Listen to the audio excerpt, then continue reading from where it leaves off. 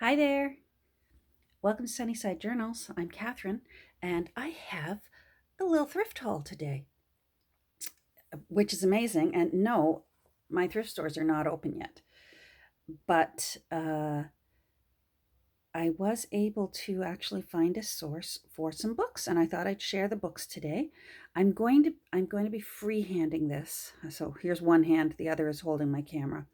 So anyone who gets nauseated by a handheld video, fair warning that this is going to be handheld, and fair warning, I'm going to do my best, but I'm not very good at this. So I'm going to do my best. Anyhow, let me explain what happened.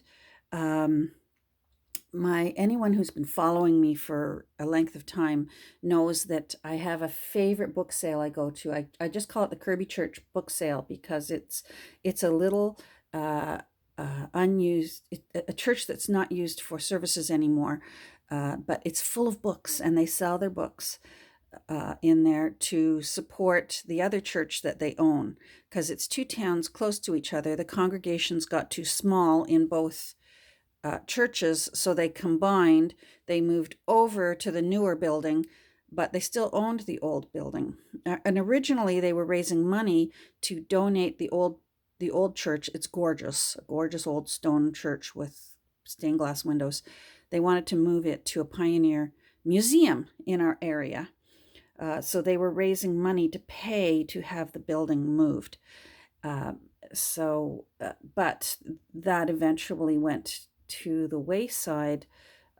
Historians, they'll assess buildings and that and decide whether it's worthwhile or not. And this poor little old building had already had too much salt damage because it's beside one of our major highways up here.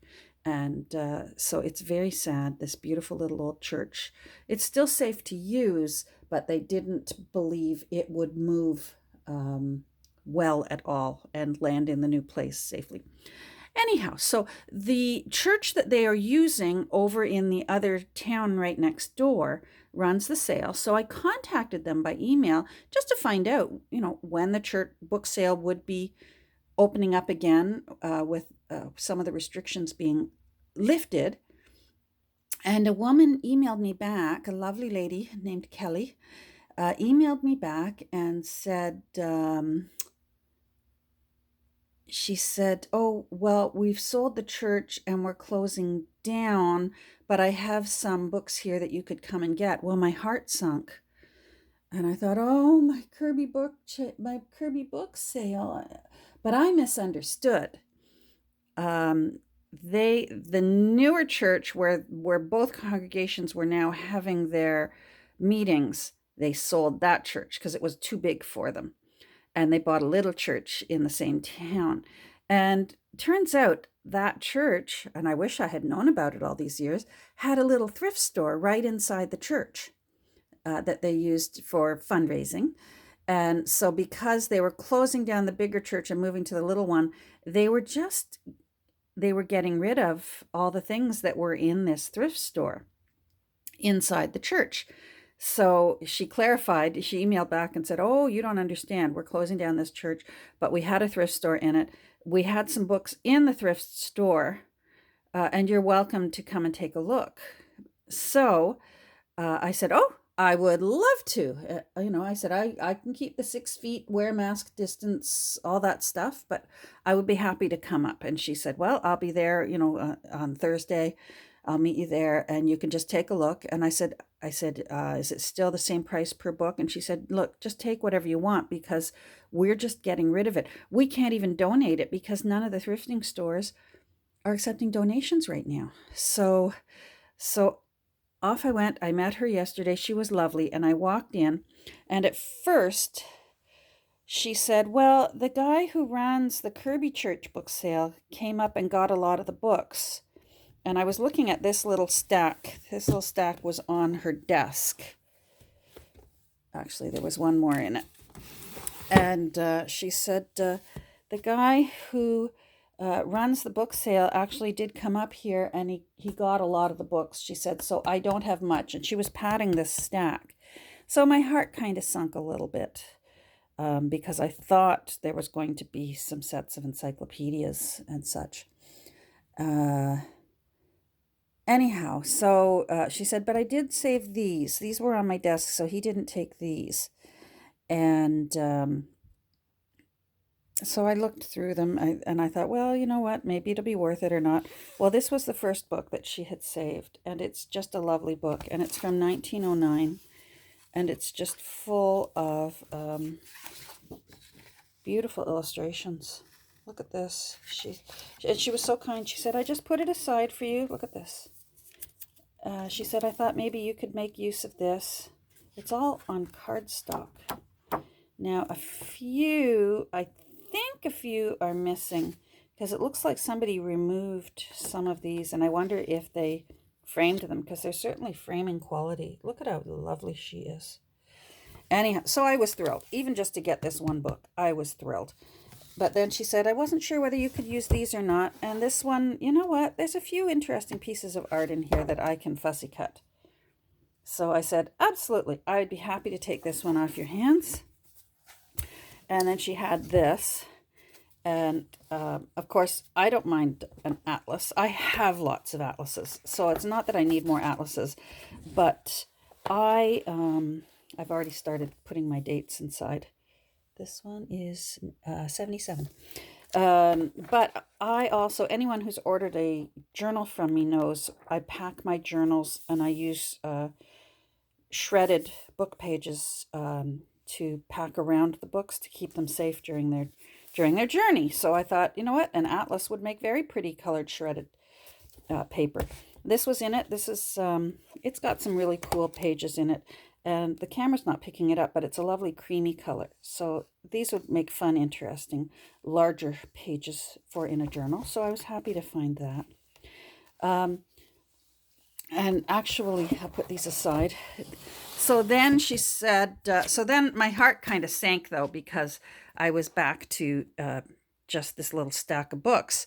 But then she pointed across the room and said, oh, wait, there's a box over there you might be interested in. Well, it was full of old books. Just full. So my heart leapt with joy then. So I thought I'd show you a few of these books.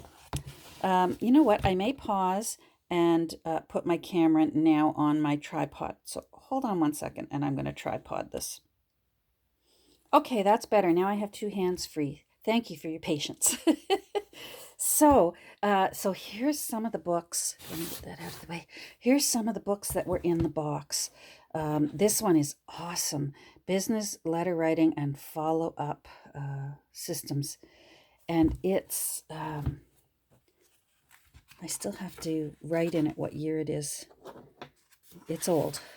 It is... Let's see here, 1906. Woohoo! 1906.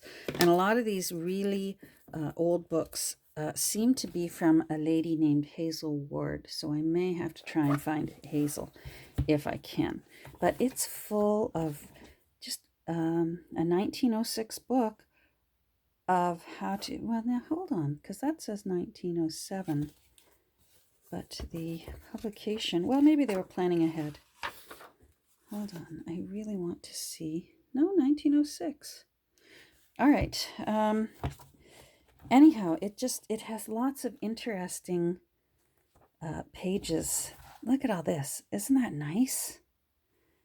And it's got natural yellowing all around the edges. And this paper feels fantastic. So it must have been a good quality publisher with good quality paper and ink. Look at that. Isn't that fantastic? So I was happy with that. I was really happy with this. I found Harriet II. And you know what's nice about this? Because this was the book cover I used to create my 1940s Domestic Goddess journal that I made recently. I was calling her Harriet because she looked like Harriet Nelson. All I had to go on for that book was the cover, so I only knew that it was in the 1940s, and this is the whole book still intact. Look at that inside spread. Oh my goodness. It's just so wonderful. Look at these grooved thumb notches all down it. This book was so lovely. I didn't have the text block when I made Harriet. I only had the cover to go on. And it turns out it's from 1942. Let me write it in. I just know that because I was very excited to finally know Harriet's true age, because a lady never tells back in that generation. I remember I was, well, I'm not sure how old I was. My mother was 47 before I knew how old my mother was, because my mother wouldn't tell us how old she was. That generation just didn't say their name. And one year for her birthday, my brother Randy bought her a happy birthday 7-year-old card, and then he wrote a 4 in the front of it because he thought it was hilarious. And she did not think that that was funny at all when it said happy birthday 47-year-old. Anyhow, this book is just, looks like this is just the inside leftover leaf of the original cover. But this book is gorgeous, and I can't wait to do an encore of Harriet. Maybe this one will be June Cleaver. I might have to call this one June. This one's got a little bit of texture on the cover. I don't know if you can see that shimmery, almost like a shimmery damask pattern on it.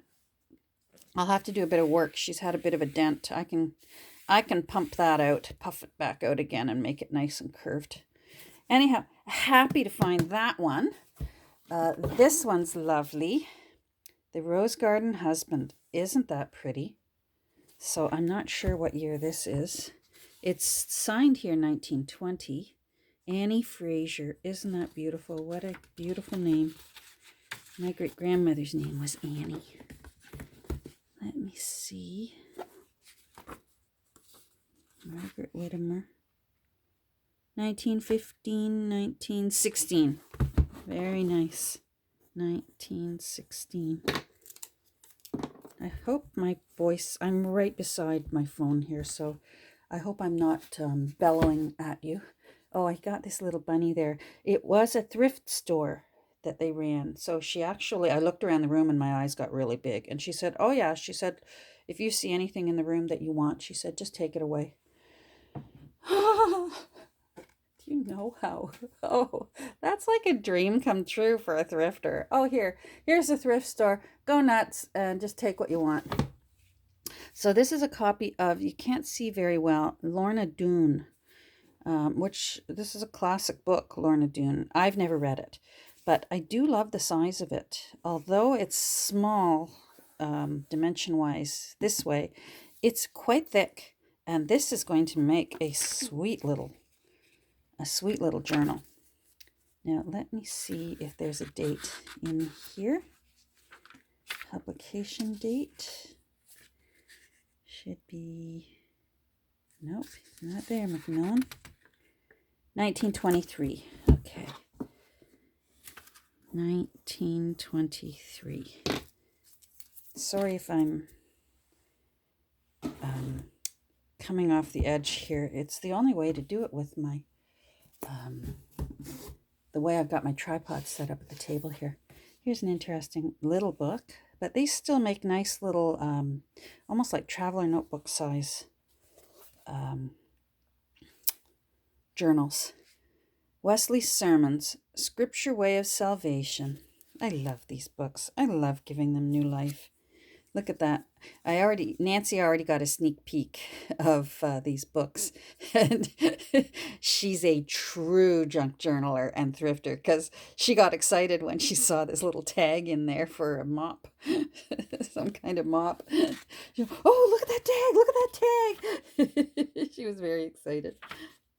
All right. No date here. I'm going to have to look this one up online. But that'll make a cute little journal. Here is The Heart of the Hills, and it's quite in sad shape, but I can work with this. Some of my prettiest journals that I've been the happiest with started off the saddest looking. So let's take a look here and see what year it is. 1912? 1913. Okay. Apparently it's illustrated. There's a few little, I've already looked through it. There's a few little black and white illustrations in it that are already coming out. But they're pretty. And as ever with my journals, those will go back into the journal when I redo it. Now here's a Dickens title that I've never heard of before. Oh, that's a damage. That's a hole in the cover. I can work with that. Hold on. Come on, you. Hold on. There we go. Dombey and Son? Never heard of it. I thought I'd heard of all the Dickens. Anyhow, it's got some pretty embossing on it. So I'll have to see what I can do. And as you can see, it's already falling apart.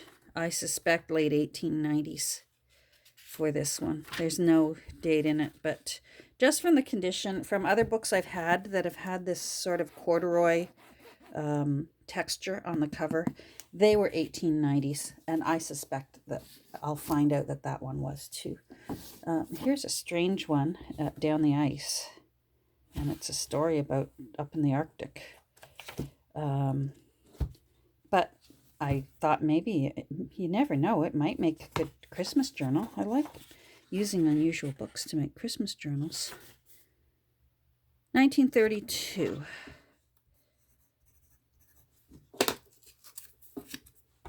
Okay, put you away.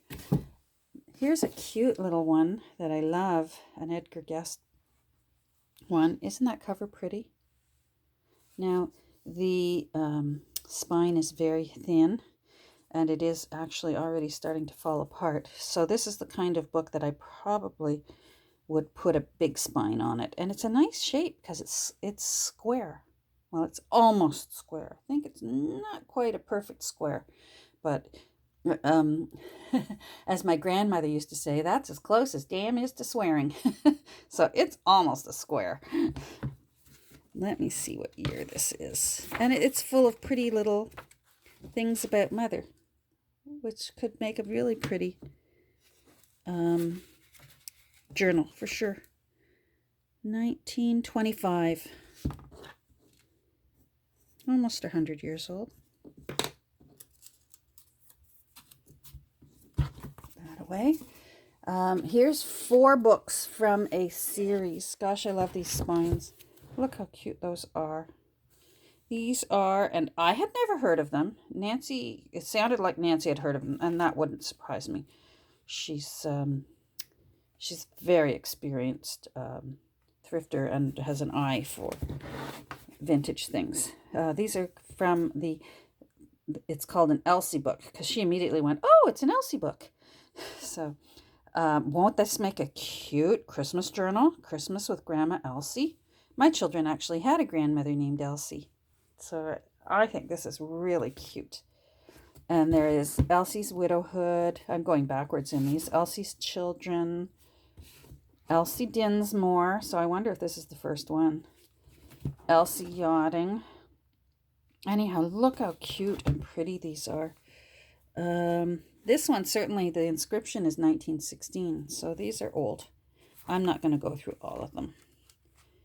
But it's Hazel again. Hazel Ward. So who knows? See all the Elsie books. The Elsie books. Wow. So I thought those would be fun. I'm just going to put them back up on my shelf there. Oh, that bookshelf that you saw all these books on, I got that as well. I said, are you getting rid of your shelves as well? And she said, yes, seriously. She said, look in the room. Anything you want, take it. And I needed like a small 3-shelf bookcase. So, woohoo. All right. A little plain copy of Little Women, which is fine. I can work with that. I can add an illustration to the cover and work with this. It's in sad shape, but that's why we like junk journals, isn't it? So, and Little Women is awesome Look at that, to Margaret May, 1949. Little Women is awesome for word snippets. It just has just absolutely joyful word snippets. I love this book for word snippets. So that one's great to have. Here's a few funny ones. Bowser the Hound from the Green Meadow series. So, you know, the Wind in the Willows books? That's what this is. And it's got some great large font. I'll be word snippeting this book. Absolutely. And the paper doesn't feel that good, so it's perfect for word snippets. It wouldn't necessarily get used for anything otherwise. And this could be cute. I've often thought, I have a few books on my shelves, dog themed, like I have a Dog of Flanders, and I have a couple of Lassie books, and I in one of my boxes that I have going, I have dog things to make a dog junk journal. So this obviously could become a dog junk journal. This is an interesting book. Look at the title of that, Freckles. And it has some kind of an Irish theme. So let's see. The signature inside is 1912. So this is old. And it's got some pretty, look at that. Isn't that lovely? So let's see what the actual, sometimes the signature, 1904. I loved the salutation in here. To all good Irishmen in general. And one Charles Darwin Porter in particular. I just love that. So, what did we say? 1904? 1904. All right. Here's a book that's in very sad shape, but I will use it for word snippets. It is Jerry Muskrat at Home. So it's another Wind in the Willows series, but it's got nice big word snippet options in it. But this is, I lifted this up a little bit and the spine is completely gone on it. It's pretty sad. But word snippets, it can be used for. This is a nice book, Junior Home Economics. And it's just full of, for us happy homemakers. So we can, know how to do it all. The laundry and the cooking and the cleaning, and then getting our hair set and putting on our pearls before the husband gets home. Cute. What year is this? I don't think this one is that old. Hold on. Yeah, 1947. My mother could have used that. My mother was a bride during that era. All right. The Little Minister. I've never heard of this one either, by J.M. Barrie. How cute is that? I like when a book leaves you room to decoupage something on it. Christina Denny, Prince Albert, Ontario. Look at that. Isn't that pretty? Let me see. 1933. 1933. So The Little Minister is no slouch either. I love this one. I can easily see using this one similar to what I've done with the Betty Gordon book that I'm working on right now, The British Nation. But it's grungy and mucky, but in a good way. Do you know what I mean? Like, I even love that somebody's just taped cellophane tape right across the spine. Like, I wouldn't even touch that. And look at the blots of ink. This is just yummy. So, and it's full of some really good stuff. Look at that. Oh, I have to find a way to redo this and honor that, because that's just got to stay. It's beautiful. 1910. Wowie. 1910. Boy, my grandparents grandparents weren't even over here yet in 1910. Now, there were a few books that I will redonate to my town thrift store because someone else might want them. This is a Daphne du Maurier book, Hungry Hill. But I just don't think I would use this one. And someone might love it. There might be a Daphne du Maurier fan out there who would be thrilled to find that. So I will redonate that. Same with this one. It's sort of a title that I don't think I'd use. It's just about the Canadian Mounted Police, but there's a lot of junior artist work inside this. And it's just, about the Mounties. And don't get me wrong, I love the Mounties. I'm Canadian. But I'm not sure. I would just hang on to it and it would take up space. And there might be someone out there who collects Mountie ephemera or, So that will get redonated. This one will get redonated. I decide what to do with those. They can. Oh, there goes my alarm. Hold on, because I'm not done. I paused for a second, and I've got 3 minutes, darn it. Hold on. I got to turn that off. Alrighty. So, and you know what? There is one extra book I want to show you. I didn't get it in the thrift haul. Oh, wait. There were a few more things in the thrift haul. Oh, hold on. Someone had gotten to all the sewing notions, so I didn't find any sewing notions. But I got a little tiny a bridge tablecloth, card table. And one of these. I loved that fabric. And not so happy that whoever made it, bless their heart, but they used black rickrack as the trim. But I loved that fabric right there. And actually, this isn't too bad either. So, fabric like that can be used for fortifying spines from the inside. And a great big huge, this is not hand lace, hand crocheted, but it still makes for a pretty trim. It's cotton, I can feel it, and it's nice. So I grabbed those, took those away and off their hands. Then there was one last thing. Two last things. Holy crow! There was a box full of some little cards and invitations and things. So I just grabbed them, and that could look cute in a Christmas journal.